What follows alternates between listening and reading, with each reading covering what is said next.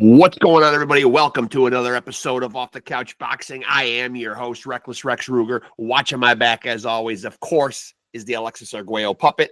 Gotta have him here. We're back with another banger of an episode. The most amazing and real boxing conversations, they happen right here. You guys know what's up, how we get down here. Legends, luminaries, world champions, fighters on the come up, all coming here to chop it up with your boy, Reckless Rexx Ruger. That would be me.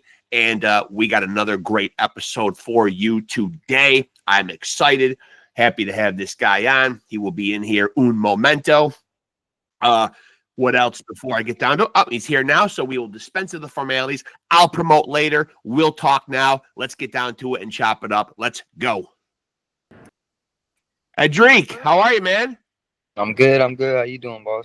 Can you hear me all right? Yeah, I can hear you. How's it going, man? Hey, first of all, man, it's a pleasure to meet you, man. Thanks for doing this, man. It's nice to meet you. Yeah, I appreciate you reaching out and, getting something going with me. Yeah, absolutely, man. And so usually when I start these things, man, I kind of like to start from the beginning, man. So for you, man, how early did you get a pair of boxing gloves on? Probably like 14, 15. Yeah, hold on, man. Your audio and video is getting a little broken up, man. You're not coming through very good. All right, give me 1 second. Yeah. That's all right. No worries.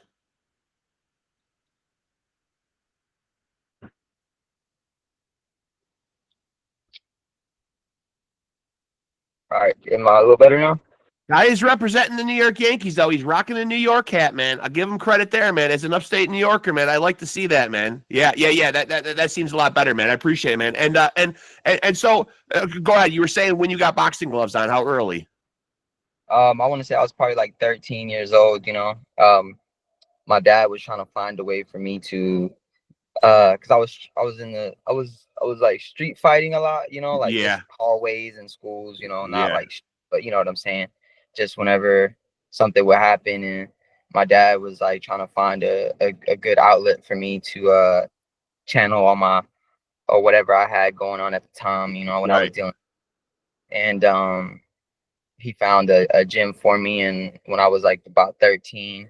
But I always told him I wanted to be a fighter even before I put the gloves on, just because we'd watch fights when I was a kid, and just seeing my dad get hyped up about Tito Trinidad walking out and watching Miguel Cotto and all these great Puerto Rican fighters. It just motivated me to want to be in that position one day in my life, And so you bring up some of those names, man. That was gonna be my next question. Did you have anybody that you were watching? We always have those sports heroes, those guys we look up to, man. You just dropped a couple names there, man. Who was your guy? Who was the guy that you'd be in front of the TV for? Yeah, so when it came to fighting, for me it had to be Tito Trinidad. Like I would go back and watch all his fights. He definitely was before me, but I always watched back his fights on YouTube when I was a kid before I started boxing, and I would watch just the ring entrances was enough to get me going. Just seeing with all the flags and everybody chanting his name and all the music playing in the background. It was great to watch. And then, of course, when it came to current fighters, it had to be Miguel Cotto. Cotto was a big one. Always wanted him to win, whenever he fought. And but I'm a boxing historian. I like to think, I like to watch a lot of the older fighters as well. Yeah, it's my thing. And where do you feel like you are right now, man? Like, where are you currently, man? You're currently age how old? 28? Just turned 29.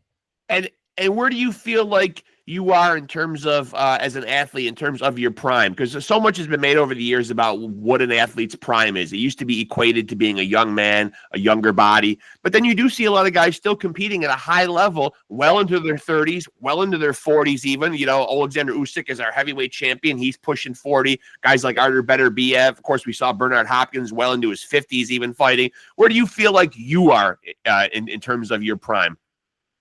I feel like I'm there. I feel like I'm getting to the prime. I had a few years off, of course. I was hit by a vehicle, and then while I was outside my house, I wasn't even driving.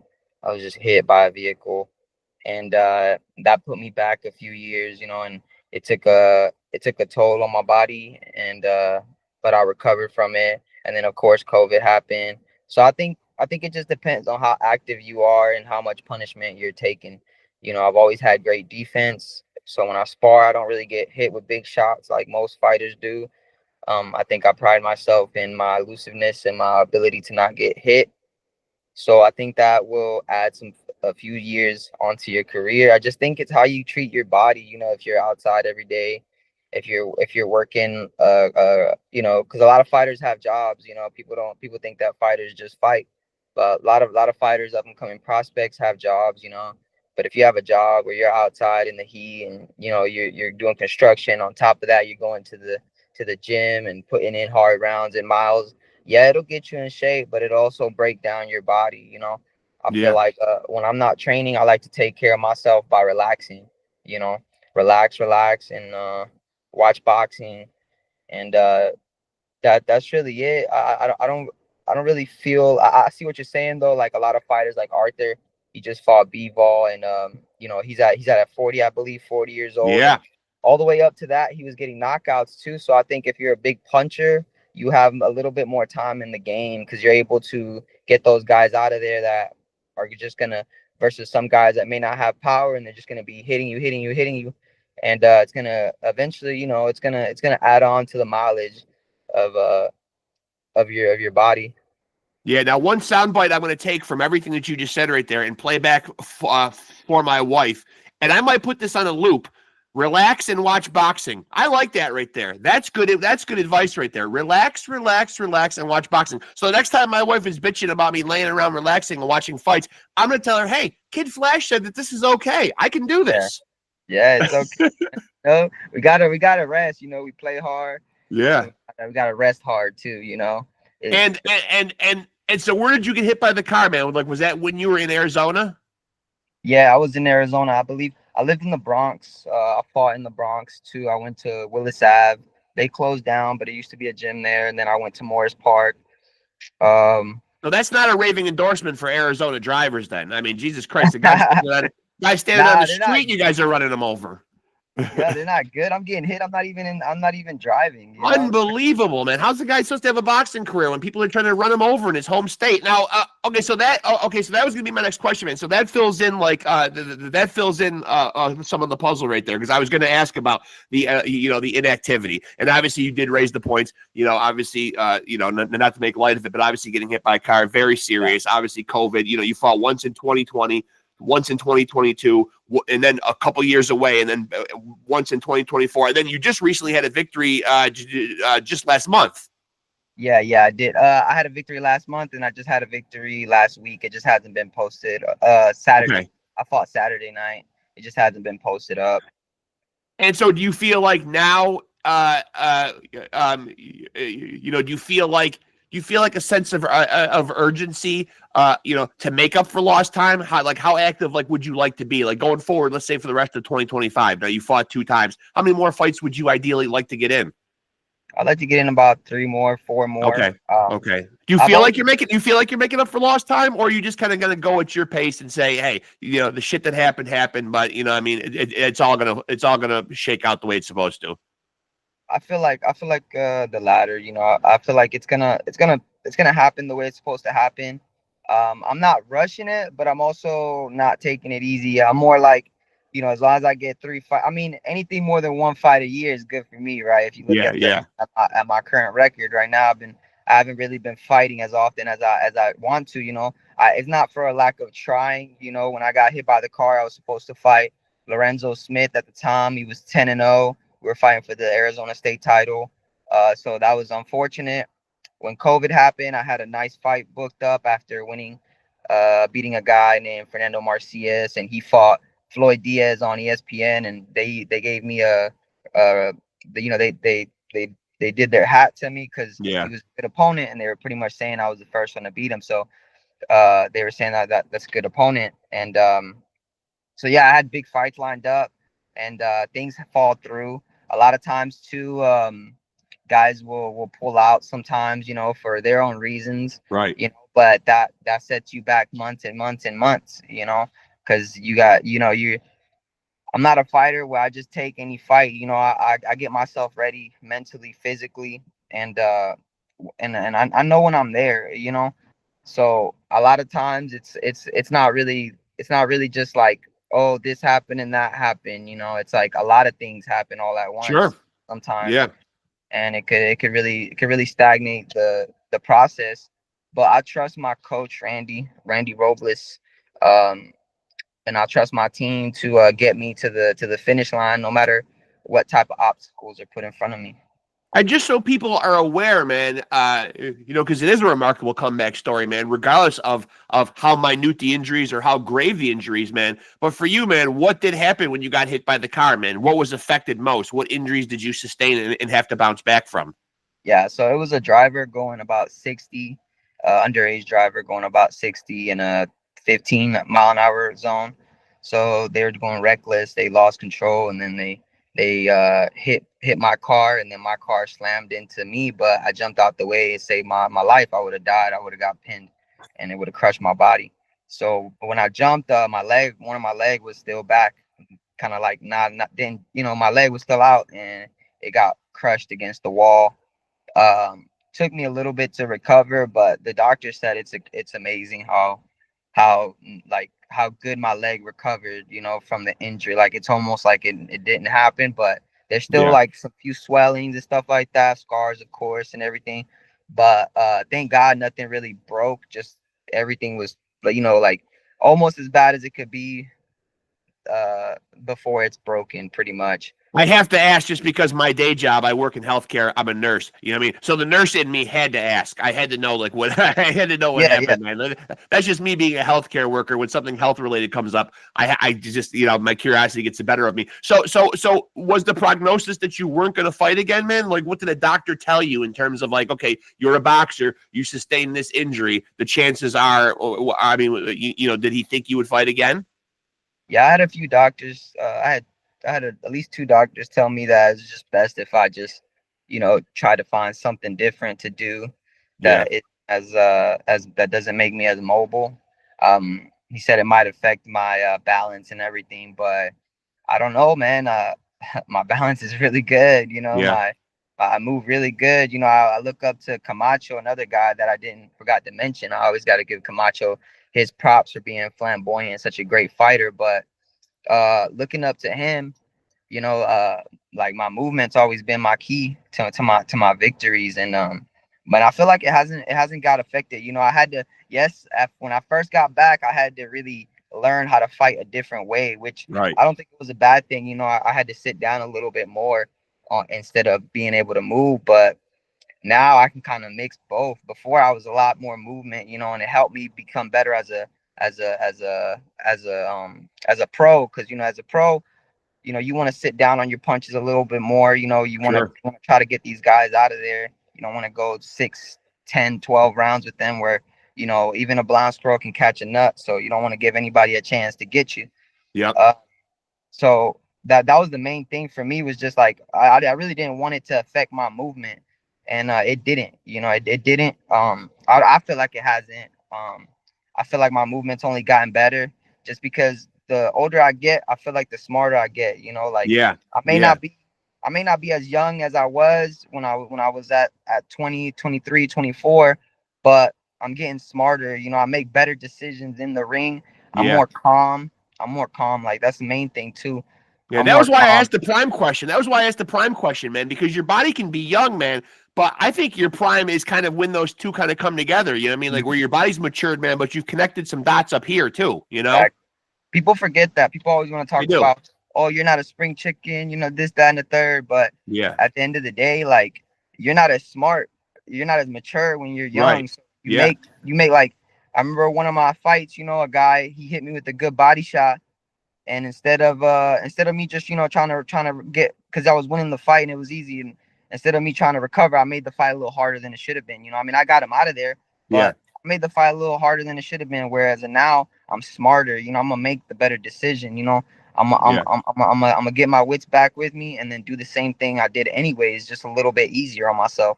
You know, And not the running aspect of it, I can't run as much, you know, right. but I can put more time into weightlifting. I could put more time into calisthenics. I could do more different stuff because I can't run as much. So you're talking about your movement and priding yourself on your defense, but people might look at your record and see BoxRec has you up at 8-0. I know you just said you fought another fight they don't have up yet though, but with most of the fights coming by way of knockout, would you typify your style as that of a knockout artist, or have you just been fortunate and just caught guys at the right time? Because I think people would look at that record and say, wow, this is a heavy-handed guy. He's for lack of a better word, a knockout artist. Yeah. I feel like that's always been why I wanted to fight, because as a kid, my first time, if you talk to some of the people that grew up around me when I first came up, they'll say, man, you was like a little bit of a prodigy, from the first time you put gloves on. You were moving really nice. Your head movement was nice. Your punchings was nice, and so going off of that, I already had that movement. And I thought when I was younger that I was gonna be more of a mover, but I was getting knockouts in the amateurs too, I'd say I probably had 30 amateur fights, 35. I probably had like 15, 17 knockouts, which that's a lot, for amateurs. Like amateurs don't, especially at my weight. I was fighting at 100 and I was fighting at minimum weight, I believe, and I was fighting a little bit higher when I was younger, fighting as an amateur. So I pride myself in my movement, but I just kind of just box, and then I'm a boxer puncher. So I box, and then eventually I catch you, and then boom, you're down. My last fight just Saturday, the guy, he threw he was trying to knock me out. He threw a wild right hand, and it landed, boom, and like not even a half a second as soon as it landed, the crowd went crazy, and then I threw mines and dropped him. Because that's what I do. I set stuff up and then I execute, and that's really how I get the knockouts. I think I'm a good puncher. Like everybody that's ever sparred me is like, man, you hit very hard, man. Like I spar guys 145, 130. Yeah. And I keep them off me. They don't just try to run at me and try to knock me out. They respect my power, but I think a lot of it has to do with the speed too. I think with speed comes power. It's like Camacho. Sure. Camacho his speed would get guys. As soon as he landed that big shot, he'd buckle guys and rock them. But Camacho was a mover. He could move. He was fast. His hands was fast. I love to hear you giving him his flowers too. I've had his son on a couple times, man, and I'm a big fan of Camacho Jr. And Camacho Sr. I mean, and you're very right. I don't think people give Camacho his flowers enough, because outside of the great gift of gab that Muhammad Ali had, and I would certainly put him as the originator of trash talking, but Camacho was really the first guy who started to wear skirts. He really had a costumes. He really brought a sense of showmanship to the game. Yeah, and I definitely take that. Like all my trunks are always nicely done. They're always like very flashy and flamboyant. That's how I like it. I put thought into how I'm coming in the ring. I put thought into my merch. I put thought into a lot of the things I love do. that. It's not just, let me get it done to get it done, to have this and do that. It's like I sit down, I think about it until I'm ready to do it. I like there's certain things I have to do before fights. It's like little rituals and stuff.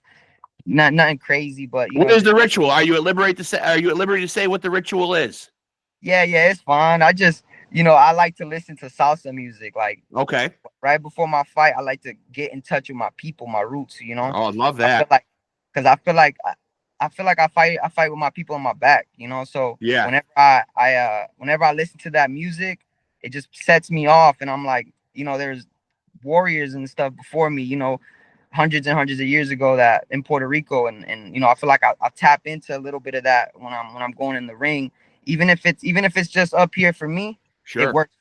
Yeah. Now, as I said, because of all those knockouts, do you feel like there's a certain pressure when you get into the ring as a young fighter? Because we do still see, and it's unfortunate, man, but I've been vocal about it on here. We do still see bad judging and bad scorecards turned in. Obviously, you haven't had to in the pros had to go to the cards very much, man. But is it something that ever plays in the back of your mind? Because obviously, it can change your financial future, landing future big fights. A judge turns in a wonky scorecard, and suddenly, man, you're going this way, then suddenly you're going that way, just based off of a bad decision. How much thought do you put into that? I put a lot of thought, to be honest. I mean, you don't have a big time because you're knocking these guys out, but which is a good strategy. Yeah. I mean, I think about it a lot. It's very nerve-wracking. I'm never scared that I'm gonna lose because I'm not good enough. I'm always scared that I'm gonna lose because I'm putting my fate in somebody's hands. And sometimes, if you're not in the deep into the game of boxing, you know that a lot of people have their favorites, and certain promoters are certain people's favorites, and you sometimes you're coming in a round or two down already. Yeah. Or sometimes certain guys are the A side, certain guys are the B side. Like they might get certain advantages. I've even had guests on here who said that in the Tank Davis Lamont Roach fight, maybe if that was Lamont taking the knee, that might have been scored a knockdown. Yeah, definitely see that. I definitely see that. I've seen, I've been the opponent at least 2-3 times in my career, against Fernando Merciez, and then when I made my pro debut, I did it in Casino del Sol in Tucson, and I just remember a lot of people booing me, everybody against me. It was a Tucson, it was a local guy, and honestly, I knocked him out, but in the scorecards, it was a lot close, where I felt like I dominated. So I could it's even funny when you beat them, and then you go back and you look at as if there's a scorecard or not, you look at it and it's like sometimes it's close, and what you were trying to do, where you were at, how hurt you were, but they don't see that, they see what they want to see. So I try to not to leave it in nobody's hands but myself. And And what weight are you currently fighting at for people that don't know right now? I just fought at 118, but that's not my weight. My weight is really 115, 112. Okay. I just fight 118 because I had a last minute fight recently, and the guy couldn't make the weight at 115 because he took the fight on short notice. So I said, okay, we could fight at 118, but I wanna get back to fighting at 115, 112 because a lot of the guys I'm knocking out aren't even that weight. I believe Fernando Merciez, when I fought him, he was making his debut at 118. I was at 112. I moved up and he moved down pretty much. And then the night of for that certain fight, they did like night of weigh-ins, like night of the fight weigh-ins too. Yeah. 127, and I was 115, and the commission walks up to me and is like asking me, "Is that correct? Are you guys fighting each other?" And I'm like, yeah. It's fine. Whatever, This guy's this guy's a featherweight, but I'm gonna fight him anyway. Yeah, I had to. We sold all these tickets, and prior to that, I was just telling you, some fights fall through. Especially at my weight, there's not like a lot of there's not a deep pool you can pull from to get all these guys to fight.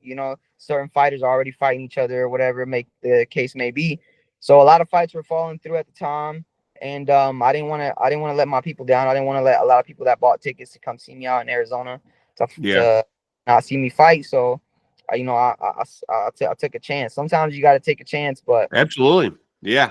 And I always encourage people on here too, man. Having done this boxing podcast for so long, I encourage people, and I love to have guys on from the lower weight classes. It seems like once you get from 135 pounds on down, people just don't seem to want to be as interested. Now that there are greater fighters at the lower weight, so we are seeing the Inoues, the Bam Rodriguez's, the guys, in the 115s, the 118s. You do see amazing fights down there. Boxing fans, casual fans, don't sleep on these lower weight divisions, man. These are the guys that are going to put on dog fights, man. These are the guys with stamina, smaller guys. You're going to see lots of punches, combinations, a lot of speed, man. I would implore people, man, there's a certain demographic of boxing fans who just almost they almost disregard those lower weight classes. Yeah, and and about those lower weight classes, there's fun fights in those, And when I was coming up, I think I was like 20, 23, 24.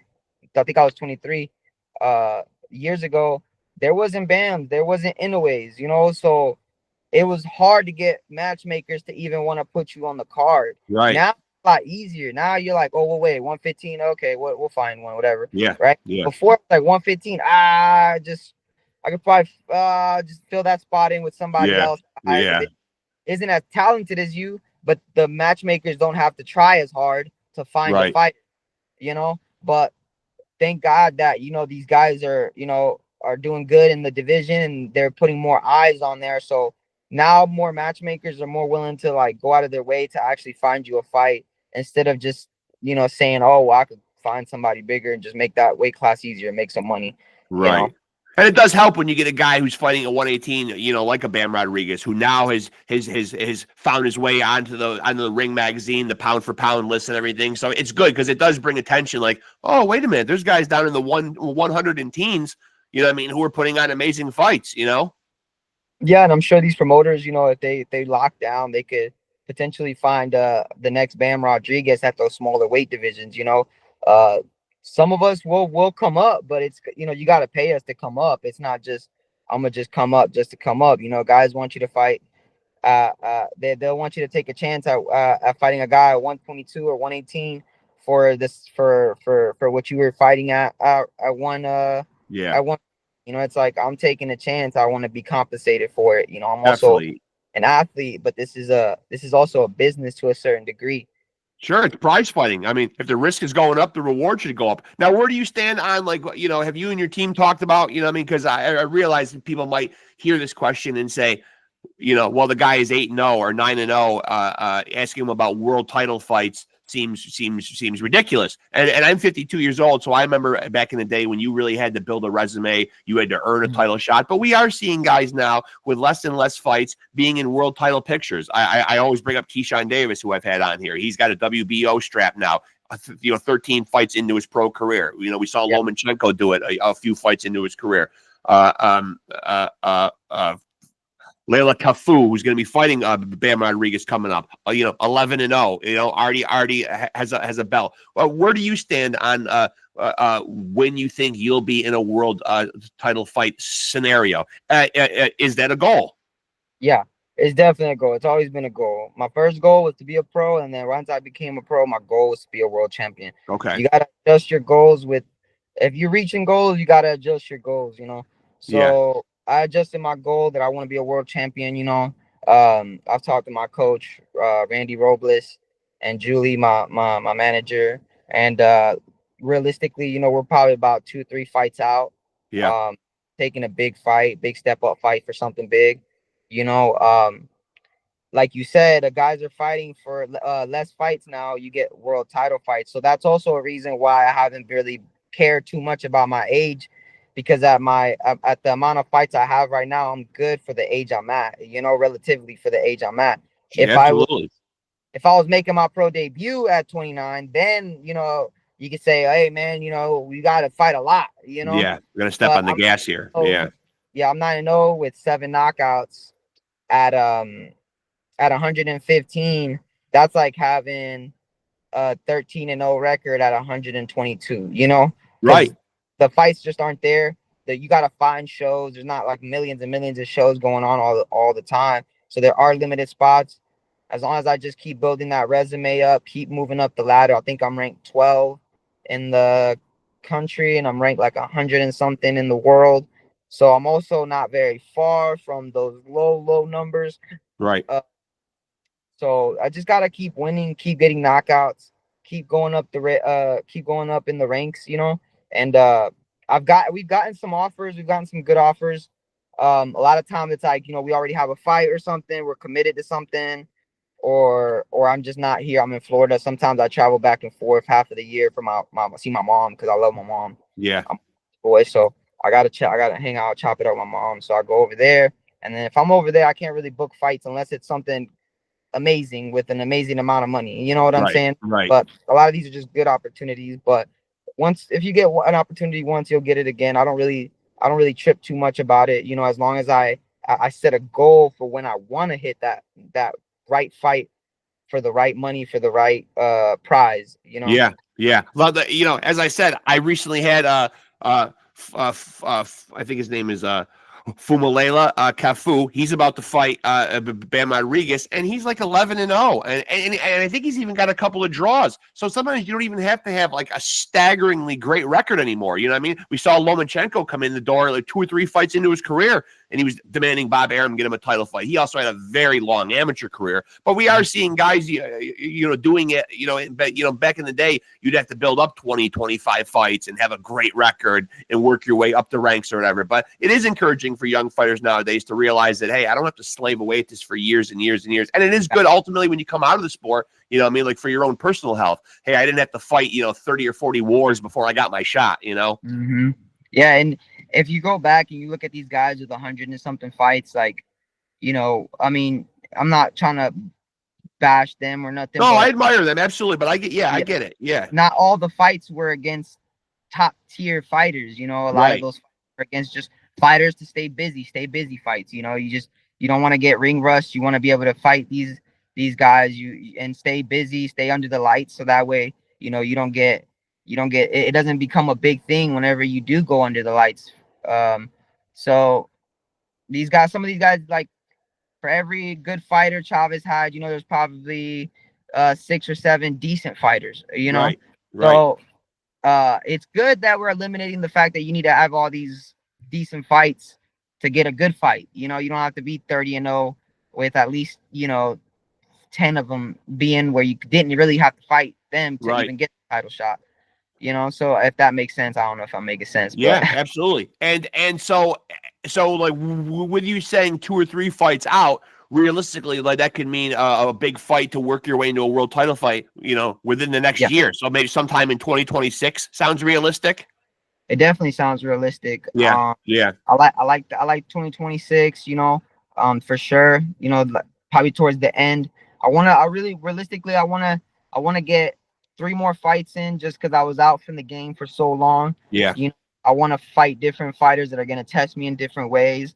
So whenever I get to that big fight, I've been tested in different ways, and I could use that experience that I take to get a victory in my big fights. A lot of fighters just fight just to fight. Yeah. I fight intention of I want to work on something. Maybe the guy isn't the best fighter, but I'm gonna work on something. Regardless, I'm gonna always try to get the knockout. That's part of that's part of just fighting. I'm gonna always try to get the knockout. But maybe last fight I didn't use my jab enough. So this fight I gotta make sure I use my jab. What is something? Is there anything consciously that you have been working on recently that you're happy, like where it's come along? You know what I mean? Like how it's progressed. Like what's one thing that maybe consciously you've been working on in the gym and you've wanted to make better, and that you're seeing progress and seeing the fruits of your labor? Yeah, I think my ability to just calm down and not always go for it, because I'm a big puncher. I feel it. Sometimes I hit guys, boom, and I buckle them where they feel it, and I want to get them out of there. Yeah. And I got to be more like Tito. Not like Tito would get you out of there, but he'd do it like nicely. Like he'd hurt you and then he'd walk slowly and set you up, and out of there. That's how I kind of want to do it. I'm not rushing it as much. Like my last fight, I definitely looked a lot more. Saturday, I looked a lot more calm. I was catching the punches a little bit better. My legs were tired. I'm not gonna lie. I think I might have did a little too much. Weightlifting. I did. Well, do you think ring rust? I mean, do you think ring rust plays into it, though, man? I mean, for years, boxing fans have heard that term thrown around. I'm starting to realize that it might be a little bit antiquated. It might be a little outdated. I don't know if it still exists or not, because sometimes a guy will have inactivity, and I'll ask the question about ring rust. But most of these guys are staying active, staying in the gym, staying in shape. Should ring rust really even be a thing? I mean, do you believe that it's a valid theory if you haven't fought for a long time, but you're in the gym, you're sparring, you're doing all that stuff, but you're not in there against like a live opponent who's really, really, striving for a win as well? Is ring rust a theory that you buy into? I think anybody to talk to about ring rust is me. You look at the record, a lot of inactivity. And I'll tell you right now, it's not necessarily like you're rusty and you can't do it. It's more of like you question yourself. You haven't been in that position to be able to tell yourself. I mean, you can tell yourself whatever you want, but you got to prove to yourself. And that you can do this and you can do that, right? So when you're in the ring, you're under the lights, you're thinking, man, it's been a long time. I still Yeah. got, Yeah. I you go love out. that explanation. I think that's the best one I've heard about ring rust. It's almost like not even so much what your body can do or what the opponent can do to you. It's kind of like just you having doubts about not having done it for a while. Exactly. You don't know. Boxing is a ebb and sport. It's a you can't go swimming and not get wet type of Right. sport. Right. So you gotta really stay doing it so that way you don't get caught with anything stupid or get hurt. So like Saturday, I've been scheduled to fight 6 rounds. You can look at my box record. I've fought 6 rounds, but I never make it 6 rounds. Right. So finally make it 6 rounds. Now I feel good. Now I feel like, oh, I got it. Like I could do that. That was You're hard. almost happy to get the rounds in. You're happy to Exactly. get Yeah, them in. happy. When I was 4-0 and I was 3-0, whatever, I wanted to get these knockouts. Like, I want to show people I could punch, Right. Now it's like I wanna show myself I can make it through these rounds without gassing out, without being tired, without getting caught with stupid shots. So Yeah. that's where I'm at right now with it. When I was younger, it was kind of like, I want to get knockouts, show everybody what I could do. Right. Now it's like I want to work on this, I want to do this. And that also comes from that maturity of being a little bit older in my career. Yeah. Now, where do you stand on, because obviously everybody who comes on here and does interviews, you seem like such a gregarious guy, affable, well-spoken, mild-mannered guy. Do you get pulled into personal wars with any of your opponents, man? Can anybody get under your skin? Are you a big guy for trash talking? Are you a big guy, or do you just look at fights as like, this is my job, this is business? Yeah. No one's gonna, no one's gonna get me. No one's gonna. I'm unflappable. Or can guys get under your skin? So like, my dad's from Brooklyn, New York. My mom's from New York. Yep. My New York, and then I'm from Puerto Rico. A lot of my family's from Puerto Rico. So trash talking's in us. I don't really. Yeah. I could do it really good. I could do it with the best of them, but I just be myself. I'm in there. I'm just a nice guy. Like last guy I fought, he flinched at me, and I was as still as a rock. Yeah. It fazed me. Like, you can say whatever you want. You can try to get under my skin or whatever. I'm gonna just laugh. I got a big smile sometimes. I'll probably just smile. Now, if you get under my skin, I fight a little different. I hit a little harder, but Sure. but nah, I just kind of brush it off. I just take it as funny. That's how I've always been about it. Like, the guy jumped at me, and I just started, like, after we were done, I faced the crowd and I started laughing a little bit, just smiling.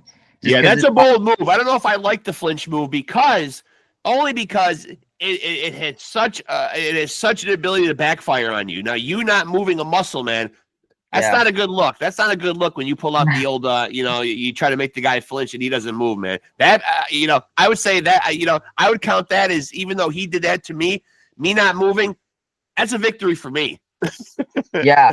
Yeah, and honestly, the guy was tough, man. Like, I thought when he did do that and I flinched, I was like, okay, you're trying to cash a check in that might bounce on you, but but the guy was excuse my language, he was tough, man. I knocked him down about 3 times and knocked him down the third, and in the second, I think, or the third with a headshot. I knocked him down in the fourth with a body shot, and I knocked him down in the sixth with a body shot. And the last one, the crowd went crazy because he got up after it looked like he was on the ground, like, hitting the ground, like hurting from it. So sometimes I try not to be like, okay, he flinched at me and nothing happened, so I'm winning this fight. It's more like ha ha ha. All right, let's move on. Yeah. I know it does warm my heart, though, that you're dropping a guy multiple times in the fight with body shots, because you don't always see a lot of young fighters, man, committed to the body, man. Obviously, it is a sport where a lot of knockouts are scored with punches, from the neck up. You see a lot of guys headhunt. It's obviously what people turn out to see. They want to see guys get punched in the face. You know what I mean? But it is nice, though, and I respect the fact that you're on here, as a young fighter committed to a body attack. Oh yeah, man. You got to put money in the bank the whole fight. That's how when I was training in the Bronx, they always told us, like, you gotta put money in the bank. You gotta put money in the bank. cash it out later, you know. So that always stood out with me here with Randy, my coach right now. He's always saying, you know, hit the body, hit the body, hit the body. You know, we got certain shots we call out that that land a lot of the times. That's Yeah. the thing about boxing at a high level is like a lot of it. Once you find the certain punches you like, you'll land them on people, and it becomes your own thing. Like it Right. becomes something sick. Like I got a few shots where I've knocked a lot of people down in sparring or fights, and it's such a thing I do so often that some of the young fighters at the gym will come up to me and will say, "Hey, I did it, and I hurt the guy," you know, Yeah. because Yeah. it works for them too. But it's just because it works for me, because just trial and error. You know, when I was younger, I tried a lot of different things. I wasn't just like I'm gonna fight this way and this way. Also, I did move a lot because of my dad's job, and I'd always have to find new trainers and new gyms. So I got to learn from a lot of different people's minds and a lot of different people's coaching abilities. But you know, like with Randy, he just took all of it and just kind of, you know, made it nice and tight for me. I was a little bit loose when I first got with Randy. I was like, I'll throw a lot of shots and more amateurish, you know. Yeah. And, Yeah. he took what I was already good at, which was I had good speed, good power, and I did not care if I got hit. You know, I got that GGG. I want you to watch the knockout I had in my last fight. The guy hit me. It was like a GGG thing. You know, like he hit me, boom, and I just bam knocked him down Yeah. right away. Like it didn't phase me that he hit me. You know, a lot of guys get hit while they're hitting, their power goes down. I got hit while I was throwing, and my power still dropped him, and I ate his power. And you know, And and the was there guy, anybody he got back up? yeah, he got back up. He's a tough fighter. I think he knocked out an American. He recently had knocked out an American fighter that was like 3-0 or something. So you know, he's one of those guys where he's gonna try to knock you out, or he's gonna lay, or you know, he's gonna get knocked out. So Was there anybody standing in the way of, or I don't want to say standing in the way, but was there anybody who was not so thrilled about you getting into boxing? I know a lot of times I'll hear the story on here that, you know, fathers are very gung ho about getting their sons into boxing. You know, dad brought me to the gym, dad wanted this for me. But, you know, but sometimes moms aren't all that thrilled about their son getting punched in the face for a living. You know what I mean? Like you said, you have a great relationship with your mom. How does she feel about the boxing career? Obviously, moms can be protective. yeah. Grandmothers, you know, I mean, a wife, a girlfriend might not be so stoked about, you know, being a fighter. Was there anybody that stepped up and was vocal and said, I don't really want you doing this? Not that I can think of. My mom, she's seen how hard I worked, you know. That's Yeah, pretty it. That's why she's not really, my mom never said anything to me about it, because at the time I was trying to find myself as a young man. yeah, Uh she saw how I would get home from school. I'd go run 3 or 4 miles, get inside the car right after, drive to the gym, work out for 2 to 3 hours, then come back, try to eat right, like salads and yeah, chicken and stuff like that, you know, and try to maintain my weight. And so when somebody sees how prepared you are, they don't tend to get as scared for you. You know what I'm saying? yeah, yeah, My my mom's also like, she's super supportive. I don't really like her being at my fights. I don't really like my dad and my mom being at my fights. I don't really like yeah. anybody I, close to me I get fight. it. Yeah. If they come, they come. But I personally, I don't really like it. You know, just because I know how I feel when I watch my friends fight, and you know, I know they're a little older, so I know it probably stresses them out. But you know, if they want to come, they can come. I'm not tripping about it. And you know, obviously, you know, you still got plenty of in ring career left, but have you given thought to what life looks like after you're not competing anymore? Do you feel like you're one of these guys that will keep a foot in boxing? Are you interested in promoting? Are you interested in coaching and training yourself? Do you feel like boxing will always be something you're attached to? Or when you're done, like, will you make a clean break and segue off into something else? I know some people, obviously, they make that transition and they never leave the sport. You know, they become Yeah. promoters like Oscar, or they become, you know, trainers like Freddie Roach, fought and then segued right into becoming a trainer. Mhm. Have you thought much about life after boxing? I have. I think that I'm probably still gonna be in it. You know, Yeah. it's good. The boxing gods have given a lot to me, so it's time for me to give it back to the youth and whoever wants it. You know, to Yeah. get that knowledge from me. I owe it to just boxing in general to give back to boxing, not just take from boxing. You know, I look at boxing as like its own thing. You know, like it's a person. Like, you know, like it's a girlfriend. It's gonna give you as much as you give to it. Yeah. So I want to stay in boxing. I probably want to be a matchmaker. Honestly, I think Yeah. matchmaking is fun, and probably get into some commentating. I think I like commentating fights. I got a lot of Yeah. knowledge, and I think I'll do good in that. I've already have a few interviews on YouTube of me interviewing a few fighters like Jesus Ramos and Abel Ramos. I interviewed them. I've had Abel on. Yeah, I've had Abel Yeah, on. Yeah. yeah. You know, I interviewed them. They gave me some good stuff. Yeah, I could see you segueing, segueing into something like that. Like just in our conversation here, man. I feel like I feel like you'd be naturally good at that. Yeah, yeah. I like it. I like talking about boxing. I like expressing myself and expressing how I think the fight's going a lot. You know, because Have you given thought to the length of your career in terms of? I've even had guys on here that are calculated right down to like knowing how and when they're going to exit the sport. Like, have you thought about a certain age you want to fight to, or a certain amount of fights that you don't want to go past, or are you just kind of playing it by ear?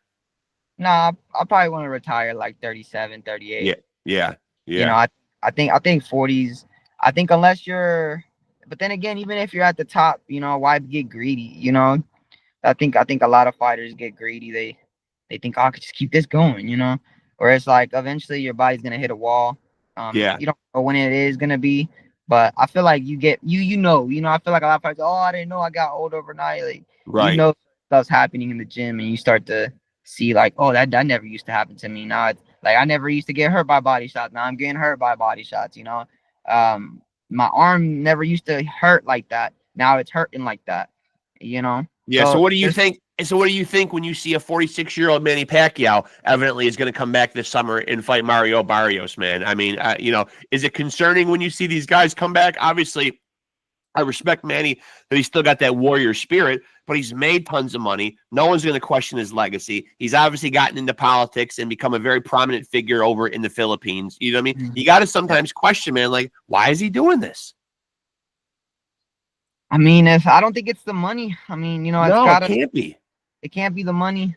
So if he that boxing's a tough thing to It shake really off, is you know. it really is a conundrum because, as I said, you can't take away from the guy's legacy. For God's sake, he's done it all. Yeah, he's at what 9 divisions, Yeah, 12 world champions, some yeah, crazy for that yeah, won't ever, you know.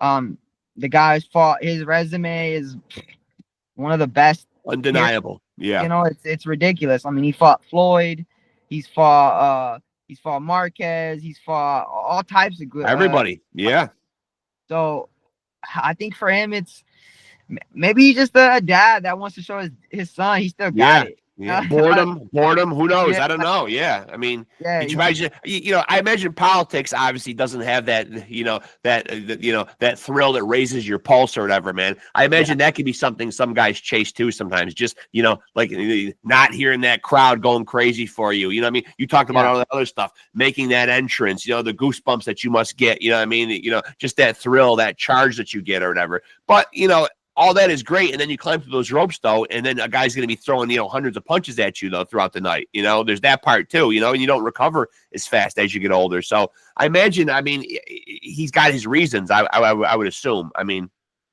yeah, and also I think one of his reasons is he probably sees a lot of these younger guys, and he probably doesn't feel like they can keep up with them. Yeah, yeah. I know. I feel like the amateurs fighters were a lot tougher, maybe 6, 7 years ago.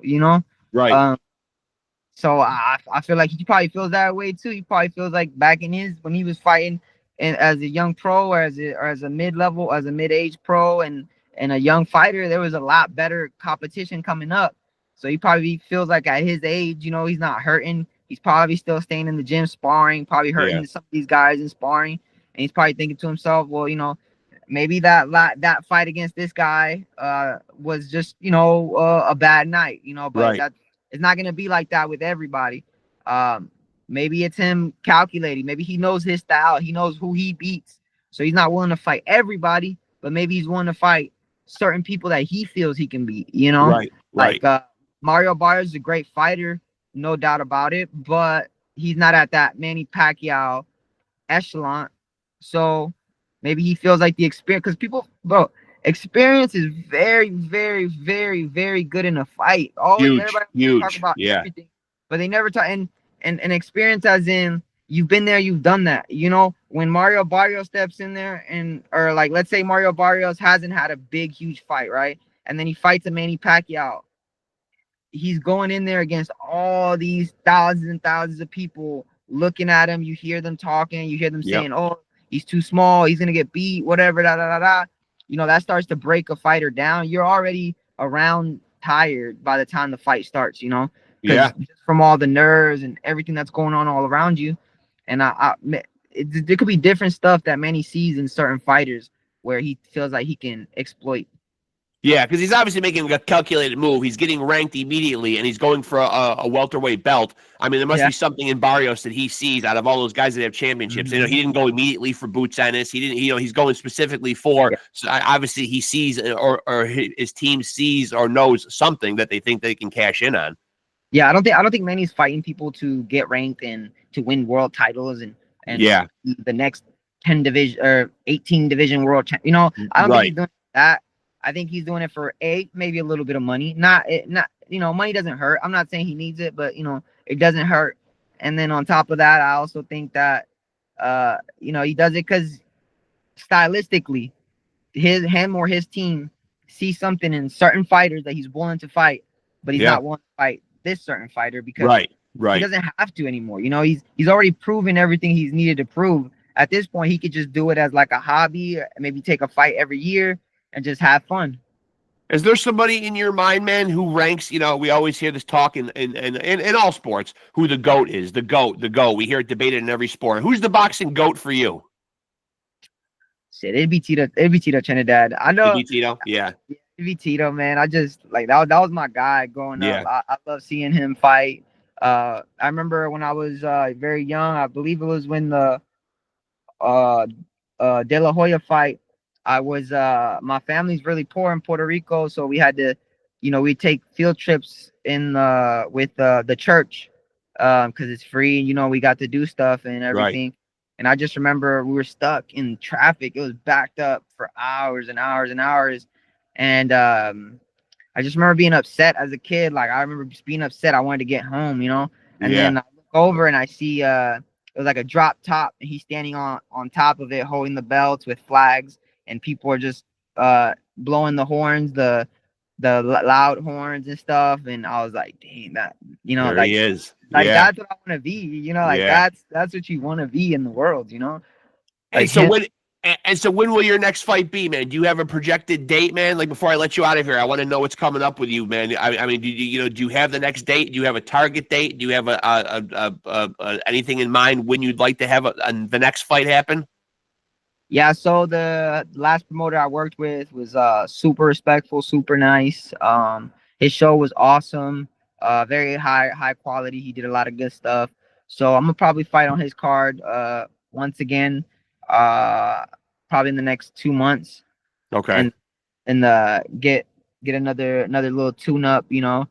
Still some stuff I want to work on, but probably just do that, just go that route, unless something super huge pops up where you can't say no. But those usually don't happen like all the time, you know.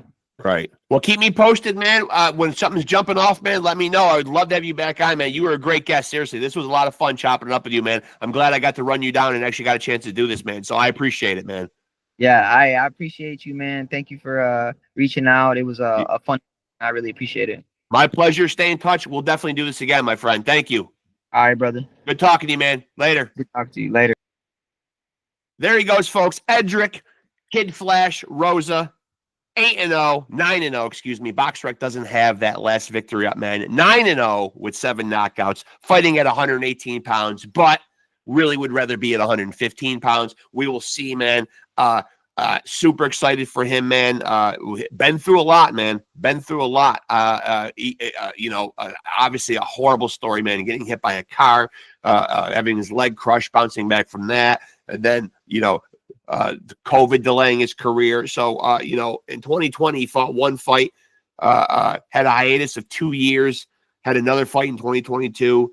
Another fight in 2024, and now is back in 2025 and has had 2 recent victories, as he said, just like last week, and then he had one April 12th, a win by KO. So back on the fast track, hopefully, man. And as he said, him and the team talking about sometime 2026, getting that big breakthrough fight, possibly even a world title fight.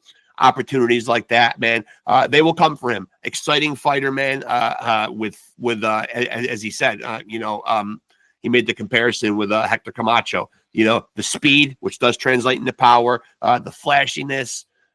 It's all there, man. He's an exciting fighter to watch. A lot of pop. Go check out his highlights. Go check out his recent fights, and definitely stay tapped into what he's going to do next.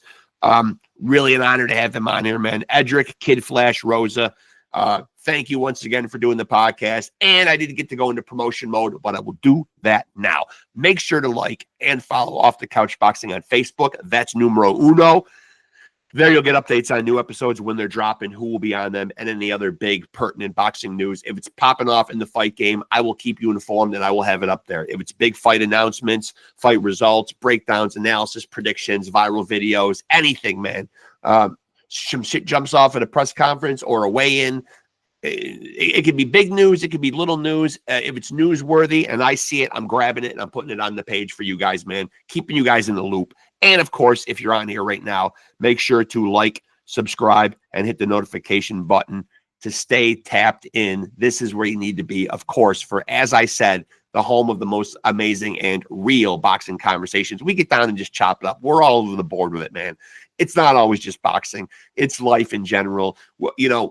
We take it all over the place, and we take it all over the world. Your boy, Mr. International, right here. We've gone everywhere, folks. Time difference be damned. It doesn't matter. We'll go other countries, other continents. We're everywhere with it. This is where you're going to get your best boxing content. That's why we are the undisputed, undefeated heavyweight champion of boxing podcasts. And good news is you too can be a champion. All you got to do is continue to stay tapped in to Off the Couch Boxing and continue to roll with the champs. Peace.